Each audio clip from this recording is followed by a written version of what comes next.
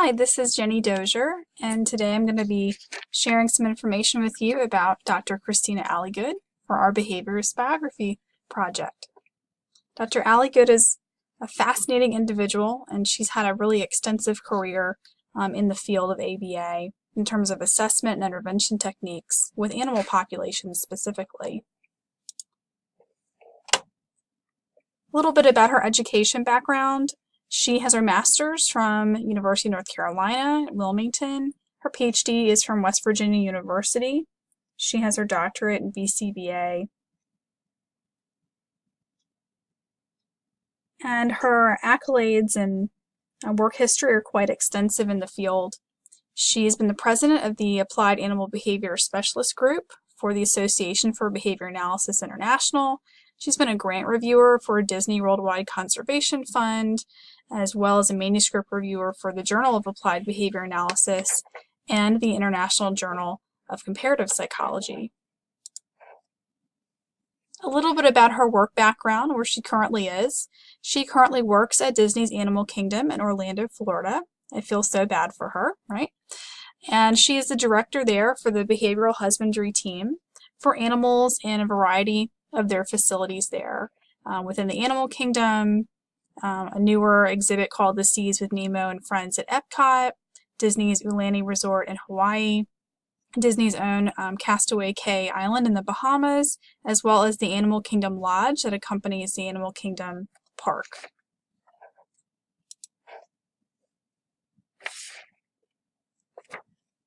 She has several contributions to the field. She has been the recipient of a number of grants and awards regarding various programs in captive breeding.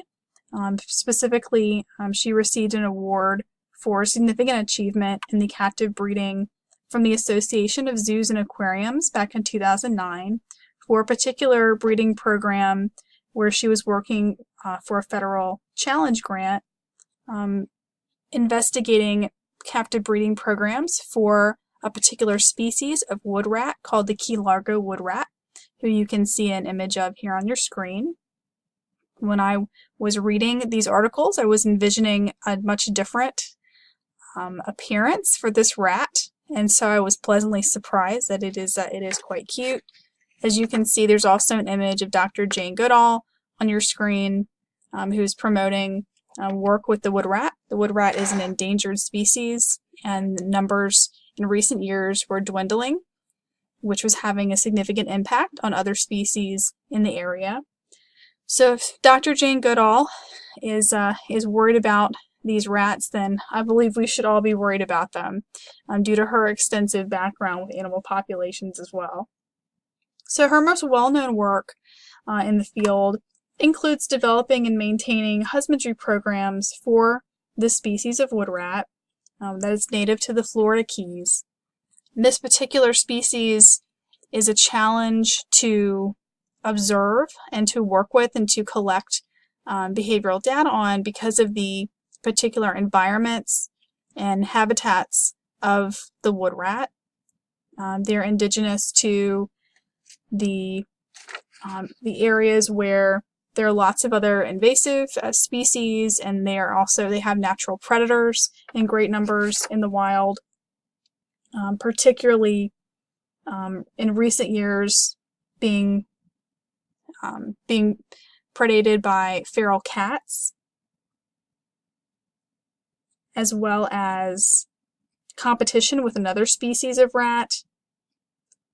They're also predated by the Burmese pythons in the area, as well as various species of crocodile.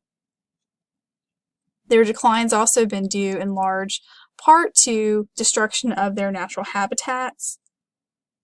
If you think about Florida and all of the construction and all of the development, housing development, condos, resorts, golf courses that seem to go up overnight, so a lot of their natural habitat is being reduced.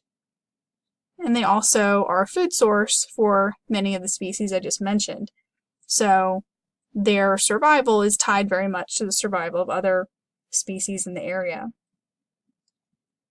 Dr. Alligood is also known for receiving a particular grant for helping to monitor work being done at the Crocodile Lake National Wildlife Refuge in Florida, which is a large refuge in which there have been attempts in recent years, particularly by programs that are being run through state government and also with some help and funding from organizations like the Disney Foundation, in which they are attempting to reintroduce captive wood rats that have been bred among their programs. So these are a few of her contributions to the field of behavior analysis here when investigating the literature. One of the most important things that she's done is to identify some husbandry variables that need to be considered in captive breeding programs that haven't been fully considered before. So, for instance, schedules of reinforcement, the timing and presentation of the food in captivity, the amount and quantity of interaction and copulation behaviors among the wood rats, and then pup rearing behaviors.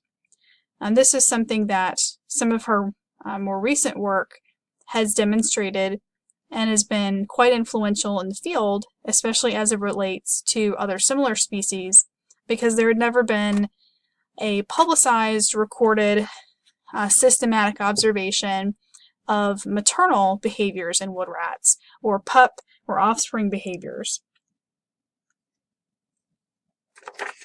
So in recent studies, she was able to show that social interaction, feeding attachment from the pups to the mothers, and activity and detachment of pups and the mothers as they aged were very much important to understanding maternal behaviors and to be able to intervene in particular behaviors as needed. So this work is being extended and used by other professionals in the field of animal husbandry and captive breeding programs in order to better inform them on when there should be an intervention postpartum, by being able to denote and investigate her literature that shows particular behaviors that are of interest and of concern that would indicate that an intervention needs to occur to ensure the safety of the offspring and or the mothers.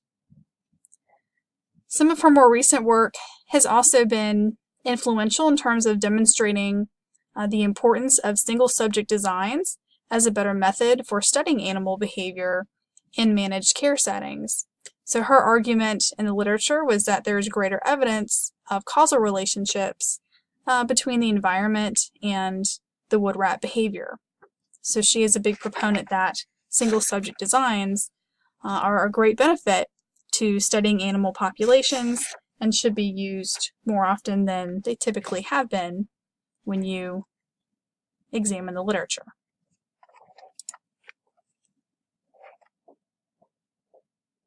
This is an image of a particular housing structure that was created during her 2008 study, in which she demonstrated that through her recording of behavior and interaction among the wood rats, that there's an importance in terms of the placement of particular stimuli in the environment of the wood rat, along with surveillance and where cameras should be placed in the housing.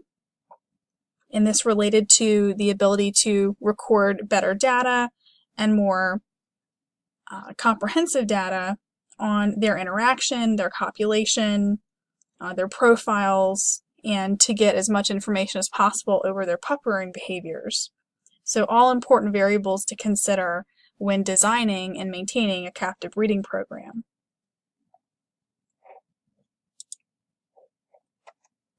My mock interview questions for Dr. Allie Good, if I were able to sit across from her and pick her brain a little bit, would be to ask her what she thinks some of the future developments would be in the field of ABA in terms of working with animal populations. So what's on the horizon for behavior analysis when it comes to working with animal care goals. I would also ask her whether she believes her research has informed other professionals who work directly with animal populations. I was thinking of service animals or law enforcement or animals being used in laboratory settings. I would also be interested to see what her thoughts would be on how behavior analysis knowledge could also improve and inform an average pet owner, someone who may not necessarily need to collect breeding behaviors on an animal, but who is looking to improve the quality of life and care for their pet.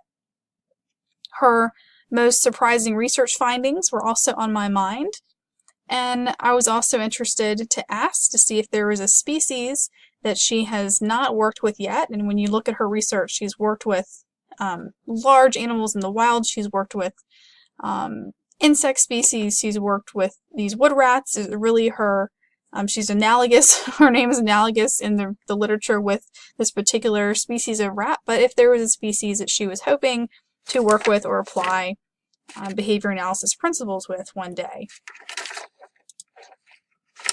The overall impact of her work has certainly been in the improvement of design for future captive breeding and reintroduction to the wild programs. These are particularly important for endangered species. So the wood rat is endangered, and if those populations continued to decline, they would also endanger the livelihood and populations of other species that are reliant on the wood rat as a source of food, as well as the particular area that the wood rat is native to.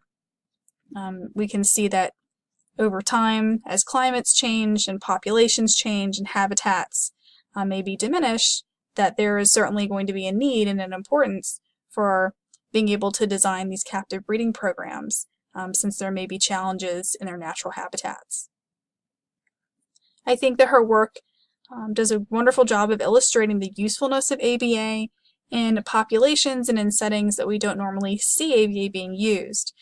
So I think that her work really demonstrates that ABA is far-reaching and that it has a tremendous ability to inform us and lead us into the right direction in terms of being able to improve the lives of many different organisms, not just our species, but the lives and environments that are around us that still impact us in a variety of ways. And I'll end with a quote from her herself in a 2012 interview that she gave with Disney, and that is that behavior analysts' expertise in defining behavior operationally, framing challenges in terms of contingencies, and arranging appropriate schedules of reinforcement can help us make significant contributions to achieving these behavioral goals. So these goals in terms of improving habitats and improving the managed care settings for animals, whether it's a goal in terms of working with children or teenagers or adults that may be in our clinical settings.